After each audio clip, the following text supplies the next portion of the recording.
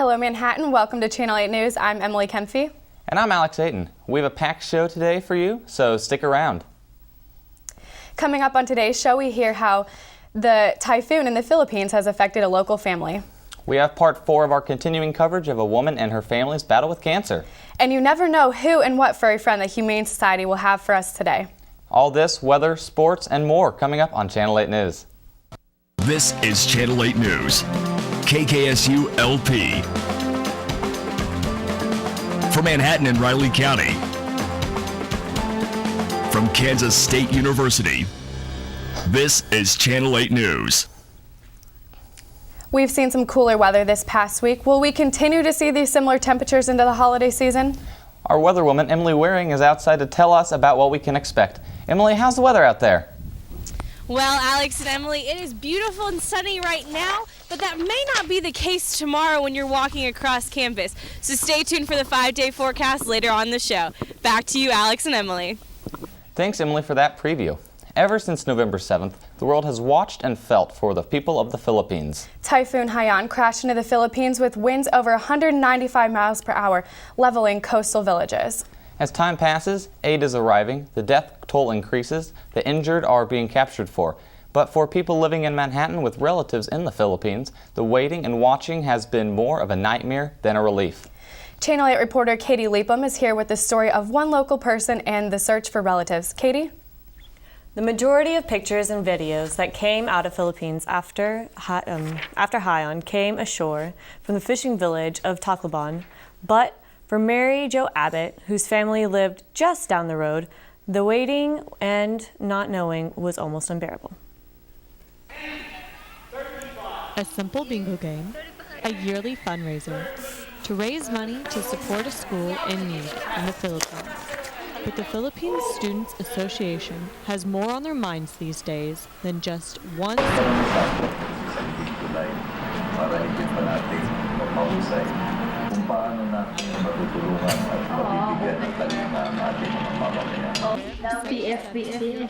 father or son. I don't know. I just sat down and my tears just fell, and I just cried, and I don't know why, but I just cried. I mean, and then after crying, I just felt the relief, and like all of my, like, I don't know, my energy were gone, and I was just tired after. I mean, I didn't realize that I was that tired right after I heard from them. I mean, I heard my brother confirmation that my parents were alive. It was really great. Parents farming and fishing village is only about a mile and a half from the Typhoon Haiyan crashed hard into the Philippines. Parents but she still has been there from some of her relatives. People of the Philippines We will bounce back. Oh, we will survive this. I mean, Filipinos are very resilient, and so I know we will survive this. For Mary Jo Abbott, her mother and father can rebuild their home. They have survived storms before and will survive this one as well. Emily, Alex, this is one remarkable family with a great outlook to the future. Katie, what was the atmosphere like in the family's home? It was actually really lively. Everybody was gathered around the center in the living room, and people were cooking. So everybody was very hopeful, even though they were watching such depressing news. That's great. Thanks for the update, Katie. Thank you. It was really great to see that a family can be so upbeat and positive through all the troubled times in the Philippines. Well, Mary Jo Abbott is relieved to know her family is managing to get through these hard times. Many people who have been watching these pictures from the storm-wrecked island are wondering how they can help.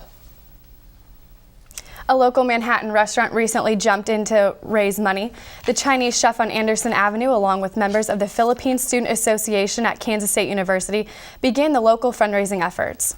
The profits of the Chinese chef from an entire day of business were donated to the relief cause for the victims of Typhoon Haiyan. The lunch and dinner times for the Chinese chef were very busy for the fundraiser, as a tidy sum of money was collected. If you wish to donate and help the relief efforts, just go to K-State's main webpage and put in the Philippine Student Association and give them a call. Veterans Day flew by recently. That special day where we Americans show our love and gratitude for the great men and women who defend our country.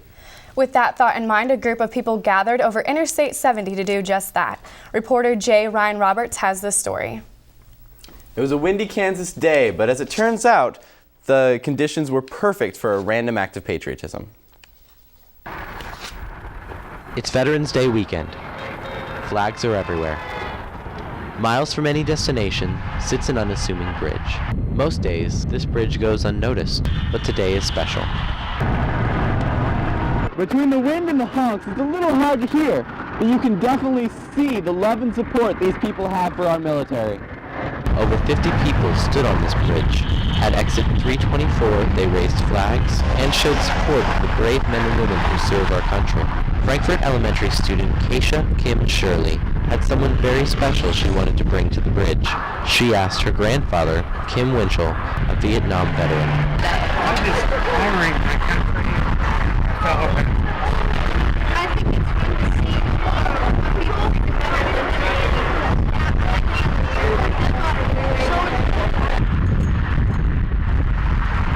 Kim's teacher, Melissa Kennedy, wants her students to know how important our veterans are. I am huge on instilling patriotism in my kids, my students, and every year I host and organize the Veterans Day program at our school. And I've been here before, and I wanted my kids to experience it and get more appreciation for, number one, our veterans, and number two, just for spreading patriotism. American Legion writer Dean Ogo Garcia contemplated the meaning behind all the noise. This is how we show our support, called a random act of patriotism. Every time you hear that horn, you know that somebody's remembering, somebody's responding, somebody's remembering what all these great veterans have done for us. The event only took a couple hours, but the message it sent will last much longer.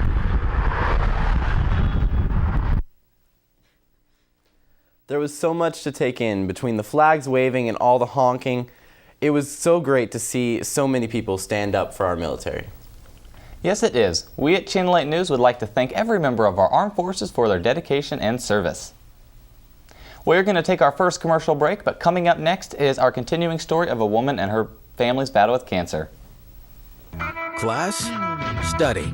Class, eat. Play, play, play. Study. Class, chill.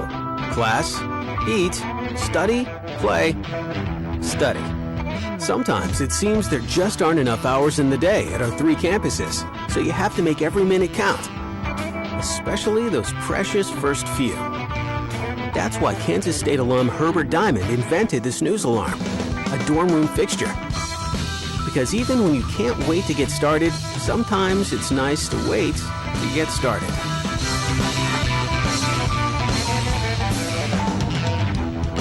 Where there's a wildcat, there's a way. Nearly 150 years ago, the first native limestone was carved into the campus of Kansas State University. Since that time, K-State has known what it takes to rise to the challenge. Now, we're challenging ourselves to become a top 50 public research university by the year 2025. To reach that status, our research dollars, endowment, career award winners, and patents are growing to match our internationally recognized programs and research. K-State 2025 is more than a challenge, it's a commitment. A commitment we'll keep. Because where there's a wildcat, there's a way. Welcome back to Channel 8 News. I'm Alex Ayton. And I'm Emily Kempfey. On November 7th and 8th, over 33,000 acres of Kansas farm and ranch land were sold at auction. The land sold by the Walter and Virginia Hager was amassed over a 35-year period. There were multiple tracts of land and over 100 bidders participated in the auction. The land was sold for a whopping $46.5 million.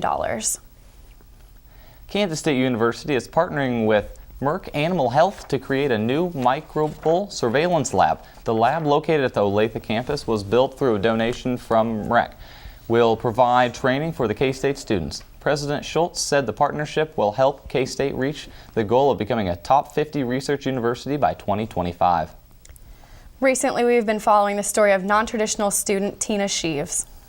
Tina has elomybrosis and is currently a patient at KU Med Center following her bone marrow transplant 2 weeks ago. Last week, reporter Kathy Dahl promised to share a story of someone very close to her. Kathy was able to get an inside look at how Sergeant Sheaves is doing during his wife's stay at KU Med. Just bring 21 right back up to him. Sergeant Brian Sheaves is noticeably absent from the staff meetings at the Kansas State University Police Department. Brian Sheaves is splitting his time between KU Med Center, where his wife Tina has undergone a bone marrow transplant. I've only been home for 1 day.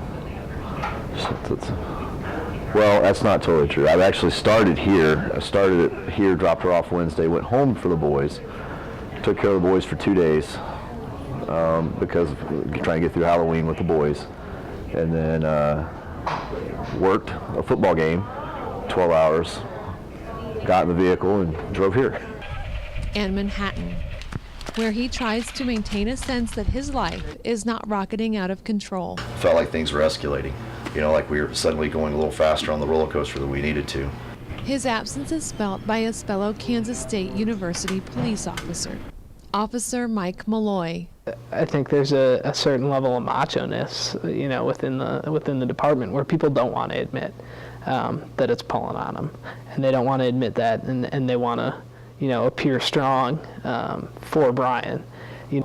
It's been pretty hard. The police department is the one thing that I have you know, I love my job. And he has left constant reminders of himself in the police department. Communications Supervisor Doran Herbal. When he had a vision, he ran with it, and he completely changed the face of our lobby and for the most part of our department. To know that they had my back, and you know, to be able to let loose and be able to say, okay guys, it's yours, I can, you know, it was hard, you know, and to know that many people stepped up without even, you know, just without even thinking about it, you know, just to help out was amazing. For Channel 8 News, I'm Kathy Dahl. We wish them the very best as they go through this difficult time. College is a time for new experiences, tough decisions, and places to find their voice. One K-State student recently found her voice by writing and directing a play. Channel 8 reporter Chelsea Stover has her story. The play will make some viewers uneasy, but that's just the point. It covers the taboo subject of sex ed in high schools, not only for the straight students, but also the lack of information for the LGBT community.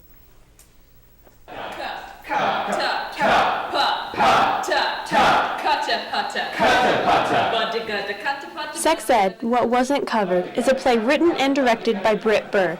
She's a graduate student at Kansas State University. I was in a playwriting course last semester, so spring 2013, and we were supposed to write about a topic that we're very interested in. So I had the initial idea, so I proposed it to the class, and then from there I was like, okay, I have to draw up a series of questions I'm going to ask each participant. Her play is based on the true stories of people who told her about their homosexual encounters. It deals with varying sexual issues revolving around the lack of sex education taught in high schools. I play Trevor in this show, and he is a gay man. He was confused about his sexuality around the 6th grade, and then when he was a freshman in high school, he knew for sure that he was gay. But because of the way sex ed is taught in schools, he didn't know the mechanics of gay sex. This stems from our lustful nature as sinful, sexual human beings. The show is meant to spark discussion of sex ed in high school, to get people talking. The content in the play, it's really, really fun, but it's also educational. The play did pretty well with a packed house the first 2 nights. Sex Ed will also show on December 1st at 7:30 p.m. on World AIDS Day. It will be held in Purple Mask Theater in East Stadium. The play is free to the public, but donations will be collected and sent out for AIDS research. That's a tough topic. What was your reaction to the play? Well, I just didn't realize that it was that big of an issue, but the actors did really great with their roles. Okay, well, thank you. We're taking another break, but when we come back, we will have a furry friend from the Humane Society. Around here, school pride isn't just some slogan on a t-shirt. It's the spirit that comes from understanding we are stronger when we're together. That's the essence of K-State Proud, a nationally recognized student-led fundraising campaign In just 6 years, K-State Proud has helped raise more than $500,000 to help students who need it most and appreciate it best. Think of it as Philanthropy 101. K-State Proud. It's just one more way the Kansas State family treats one another, well, like family. Where there's a Wildcat, there's a way. It was a routine grain elevator inspection until the explosions began. Until a blast tossed him more than 300 feet. Then it became the event that changed Kevin Saunders forever. The body of this K-State alum was broken, but his spirit, well, that spirit not only survived, it thrived. Against all odds, Saunders transformed himself into the world's greatest wheelchair athlete, one of America's premier motivational speakers, and the first Paralympian appointed to the President's Council on Physical Fitness, Sport, and Nutrition. Where there's a Wildcat, there's a way. Welcome back. We're joined on set with Jessica Slack from the Humane Society. Jessica, can you tell us about who you have here? I sure can. These are two of our adoptable kittens. We have them with us here today. They have yet to have names. We're going to let their forever homes decide on that, but they're wonderful, sweet little girls. Okay.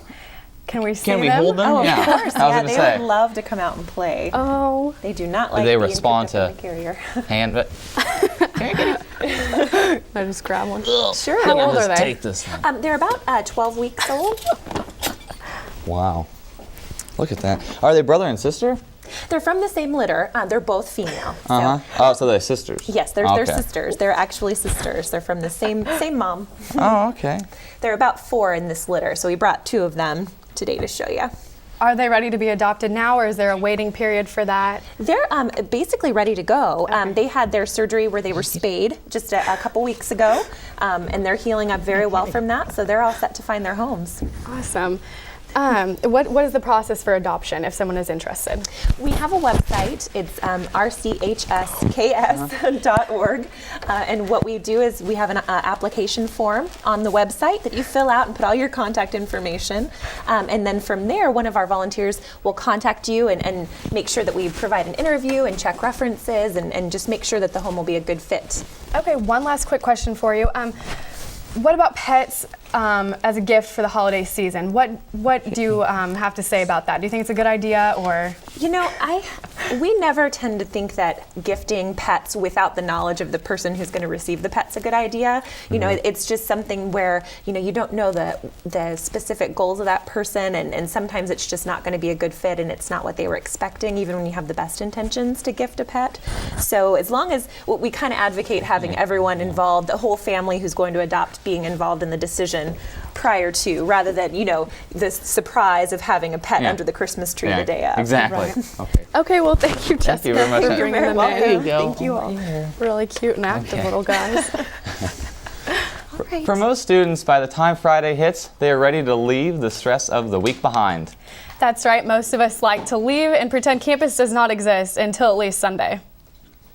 That's why at Channel 8 News we were curious what could pack the Union Ballroom on a Friday night. Cards, chips, and some friendly competition. This is what caused students to change their weekend routines. They attended the after-hours poker tournament held by the Union Programs Council. It wasn't just a chance to prove that they are the best bluffer on the K-State campus. That had partakers. Students were also entered to win various prizes through the night and competed for the grand prize, an iPad Mini. The Union Program Council puts on other exciting events throughout the semester. For a complete calendar of upcoming UPZ events, look for them at the K-State website. The annual Kansas State University Poinsettia Sale will be held November 22nd at the University Gardens Quinlan Visitor Center at 1500 Denison Avenue. This year, the Friends of Kansas State University Gardens have added Regal Amaryllis plants to the sale. These plants are tropical and have been grown by horticulture students. The prices of the plants will range from $7 to $10. We're going to take a quick break, but coming up, we will have an update on the weather and a recap of K-State sports.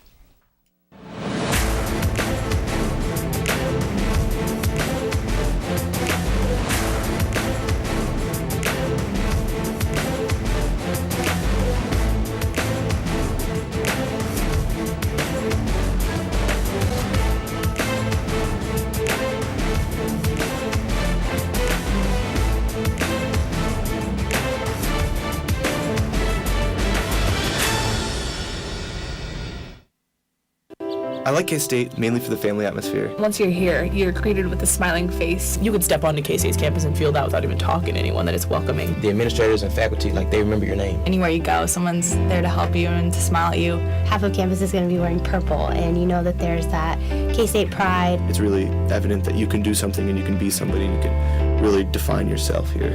I'm a part of the campus. K-State to me is home. And that kind of gives me a sense of place. We're back with our weather woman, Emily Waring. Emily, how does the weather look for this upcoming week? Well, we saw beautiful temperatures in around the 60s at the beginning of the week, but this cold front is moving in. And so if we want to take a look outside, it's gorgeous like I showed you earlier, sunny, bright, but that may not be the case later on during the week. Now, if we want to take a look at the nation, over in Los Angeles, they're sitting at about 68 with a few rain showers, and so is Salt Lake City is also going to be seeing a few rain showers, sitting at about 53. Now, if we want to take a look over at the East Coast, Miami's sitting at about 82, and New York's in the 40s. Now, if we want to take a look at what's going on through Kansas, and if we want to take a look at what's happening in Kansas, in Dodge City, it's sitting at about 67. That's pretty nice. It's not typically a temperature we would usually see in November. And then over in Salina, they're sitting about 66, and we're sitting at about 62, 63 today. Now, if we want to take a look at our 5-day forecast, for tonight, we're sitting at 45, but it's going to start raining in the early morning hours, and that's going to bring in that 60% chance of rain on Thursday. We're also on Friday, it's going to be about 39, and then going into the weekend on Saturday, we're going to have 38, so it's going to be a little chilly for that game, and then rounding out the weekend, we're going to have 43 on Sunday. Back to you, Alex and Emily. Thanks for the update, Emily. Now it's time to see how our Wildcats did in sports this past week. Can you give us an update, Courtney? In football action, K-State hosted the TCU Horned Frogs on Saturday. Quarterback Jake Waters was 10 for 24 passing for 234 yards and 2 touchdowns. Quarterback Daniel Sams racked up 110 yards of rushing for the Cats. TCU successfully kicked a 56-yard field goal to take the lead by 1 with 2 minutes and 13 seconds to go. The Wildcats got the ball back and drove down the field to set up a 41-yard field goal for Jack Cantelli. Cantelli nailed the kick and sealed the win for K-State in a thrilling 33-31 victory. K-State is now bowl eligible for the 15th time under head coach Bill Snyder. The K-State men's basketball team took on Long Beach State University at home on Sunday afternoon in Bramlage Coliseum. Freshman guard Marcus Foster tallied 17 points on 4 of 9 shooting, including 4 three-pointers. Shane Southwell scored 14 points and added a team-high 6 rebounds as the Cats came away with a 71-58 victory. The Cats travel to San Juan, Puerto Rico for the Puerto Rico tip-off tournament and will play Thursday against Charlotte on ESPNU. The next home game for K-State will be Sunday, December 1st against Central Arkansas. On the women's side, K-State traveled down south to take on the UTEP Miners in the Lady Wildcats' first road game of the season. The Cats started the game 0-7 from the field and weren't able to get anything going as UTEP took a 46-13 lead into halftime. Freshman Kelly Thompson caught fire coming out of halftime and tallied 4 three-pointers on 4 straight K-State possessions and led the Wildcats with 15 points. Despite that surge from Thompson, the Cats were unable to get anything going as UTEP came away with an 84-39 victory. The Lady Cats return to action November 20th at home against Wichita State. The K-State volleyball team traveled to Lawrence to take on in-state rival KU in the Sunflower Showdown. The Cats grabbed the first set in convincing fashion, but fell to the number 23 ranked Jayhawks in 4 sets. Senior Courtney Traxon had a career-high 19 kills, and senior Caitlin Pelger added 16. The Wildcats return to action November 20th to take on Baylor at 7 p.m. at Ahern Fieldhouse. In intramural sports action, numerous teams and individuals took part in a swim meet that was put on by K-State Rec Services. Swimmers got the chance to compete in different events to earn points for their teams. Contestants competed in preliminary rounds with the top finishers moving on to final rounds. Beta Theta Pi earned top honors in the fraternity group. Fast Twitch Men captured first place in the independent division, and Kappa Kappa Gamma came away with first place in the women's division. A get well note from Bill Snyder went viral this week when Jace Amaro, a Texas Tech player, shared it on Twitter. Amaro, who was injured during a November 16th game against Baylor, posted a photo of the handwritten note along with the quote, "The utmost respect to Kansas State and Coach Snyder. Great program and even greater coach. Huge fan. That's it for sports. Back to you, Emily and Alex. Thank you, Courtney, for the reports. We're going to take one last commercial break, so stay right here. Look at me. I'm so cute and cuddly. I'm also very charming. I'll tell you what you want to hear and sweep you off your feet. I'm also spontaneous, maybe a little erratic at times. I take risks most people wouldn't, but that makes me fun. I'm also very persuasive. I can convince you to do something you'd never dream of doing. And you'll love my stories. I usually stretch the truth a little bit, but you'll believe me because I'm such a good liar. I'm never wrong, and I never feel guilty. I always win, but just look how cute and innocent I look. I can fool you, your parents. I can even fool your friends. Trust me.